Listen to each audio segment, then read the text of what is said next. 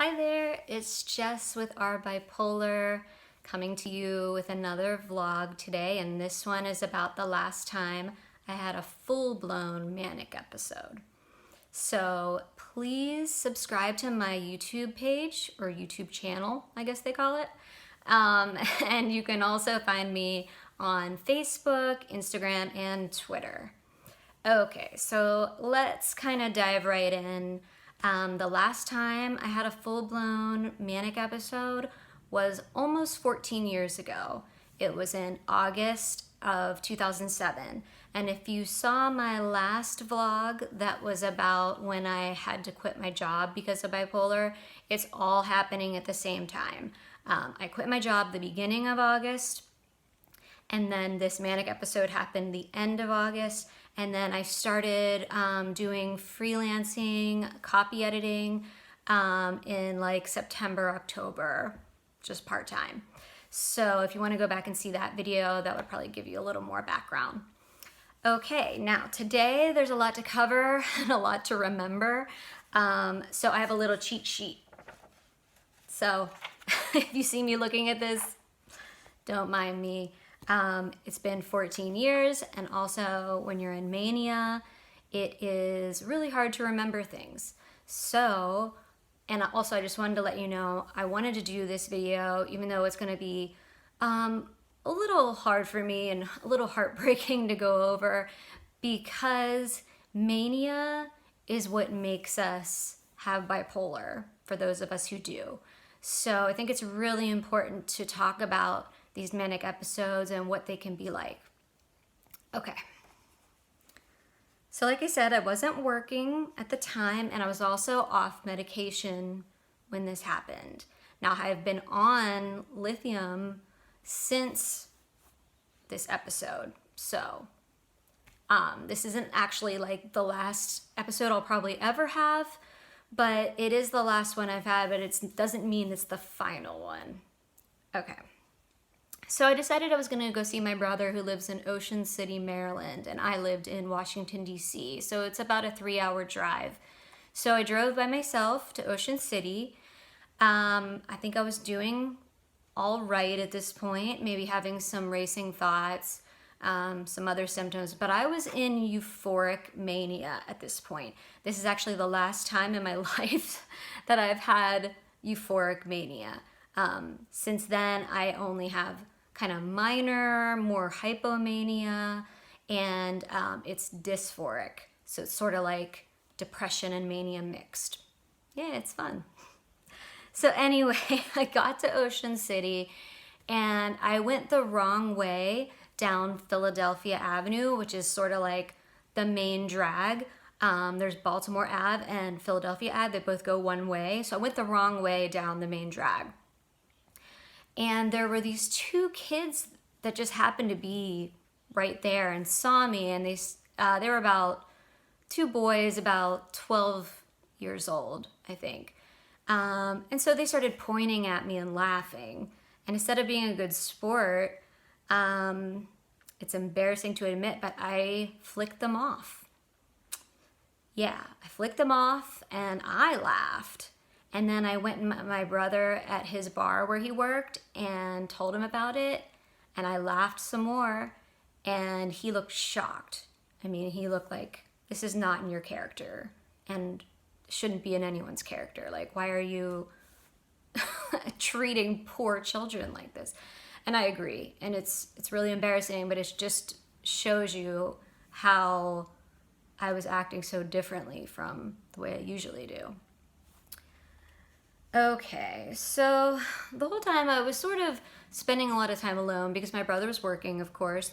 I was walking on the boardwalk a lot while I would talk on the phone to friends.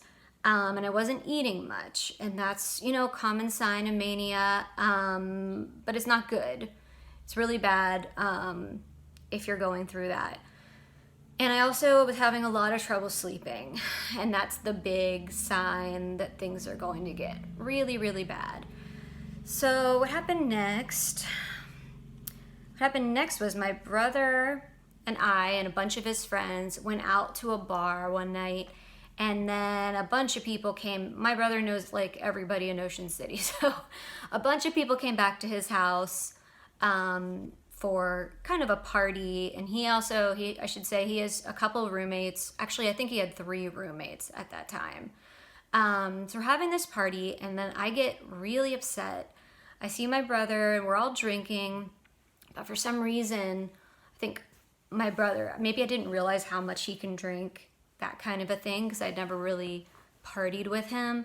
So I see how much he's drinking, and I just get really upset, and I sort of run off with this guy who I'd become friends with. I'm going to call him Jamie. This guy worked with my brother. He was a really nice guy. Nothing ever happened between us. Thankfully, he was just, a gentleman. But so we ran off, and I was really hot, which is another symptom. And I said, let's swim in the bay. So he, he agreed to it for some reason. So with all our clothes on, we started swimming in the bay, that's disgusting. I mean, it's like stagnant water, really gross. So that was an experience. And then when I went back, my brother had been letting me sleep in his bedroom because he didn't have an extra bedroom. And my brother, Rob, was sleeping in the living room, and I think he was sleeping on like a fold-out sofa bed. So in his room, there was a picture taped to the wall. So if you like kind of lean to one side, you rolled over, you could see it on the one side when you rolled over. And it was a picture of our other brother and his family. And somehow I got it in my head that my brother Rob was just extremely unhappy because he wanted a wife and kids and a whole family, and he didn't have one. So then this becomes like a running thing in my head. I just can't let go of it. I'm just ruminating over it, how unhappy I think my brother is and how upset I am that he's unhappy. So what also happens in the bedroom, so I wasn't sleeping well. I don't think I was sleeping much at all. And I start seeing things in the dark. So I'm hallucinating at this point. I thought I was seeing demons, like they were purple in color, I remember. I wasn't really afraid of them. I didn't think they were going to harm me or were following me, but I was seeing things. So that's a pretty bad sign. So then I've been there, a few more days, and I'm just getting more and more upset thinking my brother's unhappy. And I run out of the house because I just decide I have to talk to Jamie about this. And I'm just wearing pajamas and socks, no shoes. I remember that specifically. So I go and I'm trying to find Jamie's house, and I get lost. So I'm sort of walking around, it's the middle of the night, and there's a pickup truck. It's a little ways away. All of a sudden, it flashes its lights at me, and the light goes on inside the truck, and it's a man, and he's just has this big grin on his face. And I realize he thinks I'm a prostitute. That must be what he's doing. That must be the sign. So I'm really worried now, and I just take off running. And I flagged down a taxi cab because in my mind I'm thinking, I know that the police station is really close to my brother's house. And I'm thinking the police can help me. What are they going to help me? They could take me home because I'm lost. They could do, I don't know what. So I asked the guy in the cab, could you just please drop me off at the police station? I didn't have any money on me. I didn't have a wallet.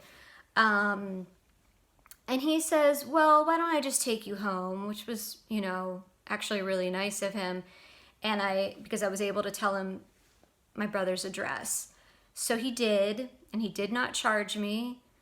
I'm really lucky how many kind people and decent people ended up being around me during this, because this could have gone way worse. So he dropped me off and he waited until I went inside. I think it seemed like the cab driver thought I was in the middle of some kind of domestic dispute, like I was afraid to go home, or I thought I should go to the police. That's what I gathered. I don't think he thought I had a mental illness, that's for sure. So I go back, and I think I go back in his bedroom for a little bit, but then I just like boil over at that point. I go out into the living room. My brother is asleep. Everyone in the house is asleep. I start screaming at him. I start screaming that he needs to change his life because he's unhappy, and he needs to, maybe he should try to have a family, and, maybe his friends aren't good for him. And I'm doing all this, and the entire house can hear. And of course, my brother is saying things to me like, Jess, I think something's wrong with you. I think you're not feeling well. I think you need to get help. And I'm saying, no, it's you. You're unhappy. And he's like, what is going on? So what happened was I went back to bed until the morning. And at this point, what I've done is hitting me. And that all these people, his roommates and their girlfriends who were over have all heard me acting very strange and screaming, and woke them all up. And so I'm I've never been so embarrassed in my life. And I tell my brother I have to go and stay at a hotel because I know that I can't drive. I can't drive home 3 hours.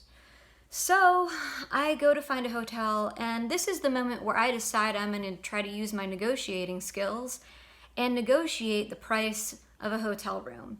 So I actually go to a couple different hotels to negotiate because I'd seen like a show on TV, like God knows why I decided to do this, because I was manic. That's why. So the second hotel is an older hotel, and they agree to negotiate with me, and they give me a room that is really, really small, and it had like wood paneling, and it just seemed so scary to me. I was just like, oh my God, how am I, like, it just made everything a lot worse. But what happened next? Well, what happened next is someone called my parents to tell them that I had basically gone off the deep end. It might have been me. I don't remember. It might have been my brother. So in any case, my mom drops everything, and she drives 7 hours down to get me, since I can't drive myself. So she drives she drives 7 hours to get me. I think when she finds me, she's, devastated at the state I'm in, which is understandable. And then she takes me back to my apartment. So I left my car at my brother's house in Ocean City. And at my apartment, I don't remember what happened, but I'm assuming, I must have taken time to myself and recovered. I wasn't put on medication at that point because I still didn't have a doctor. I wasn't put in the hospital. I think I probably should have been. I've never been hospitalized, but again, this is one of those times I think I should have been. And I didn't have my car, but it wasn't that big of a deal because I lived in DC, and the metro was close by. I could take that anywhere. So, yeah, that's what happened. It's heartbreaking for me because I know I've said it before that like my first manic episode was the worst. I think this one was the worst.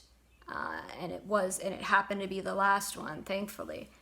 I'm just so grateful to the people I have in my life who, my parents took care of me, my mom came to get me, my brother handled it, but I feel so terrible that my brother had to endure all of that. Usually when I've had manic episodes before, they weren't really around other people, like I was always at home or, at my own apartment. And I was able to sort of deal with them more alone or maybe with like a boyfriend or friends. But this time it was on his turf, and it just made me so sad, and still makes me sad to think that he had to deal with it. And I'm sure that it really changed his view of me, just in terms of my illness.